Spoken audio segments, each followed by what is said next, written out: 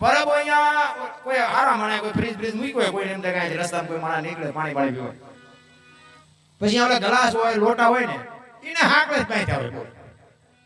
હવે આ લોટાને આ ગ્લાસને કઈ ભેંસું લઈ નથી જતી કોણ આપણે લઈ જતા કોણ લઈ જાય આપણે ન લઈ જતા બાંધવા પડે એ ગ્લાસને બાંધવા શું કામ પડે હું તો આમ જોઉં ને તમને એમ જેટલી માણસની બીક છે 2 રૂપિયાના ગ્લાસમાં જીવ બગડતો હોય તેને પાસે જાય છે ને આમ તમે વિચાર તો કરો ભલે હું કહું છું પ્લાસ્ટિકનો ગ્લાસ હોય 2 રૂપિયાનો આવ્યો હોય પણ કોકે તો 2 રૂપિયા કાઢ્યા છે ખીચામાં કોકને પાણી પીવા માટે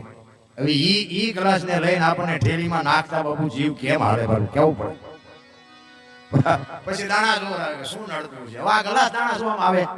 માતાજી આ ગ્લાસ ગોઈ દે તેમાં કર્યા હોય તમને ન ખબર હોય અંદરથી તો અવાજ આવે મારી આપણે જે ગ્લાસ હોય તો આપણે કઈ ન આકો અંદરથી કોણ કે મારી બોલો હાચો બેઠો શીખી ઈ તો સત્ય જ કહેવાનો કે બેટા દાણા જોરાય કે ન જોરાય બોલો ગ્લાસ પણ ઉપાડ્યો તો ને ઈ ના એવું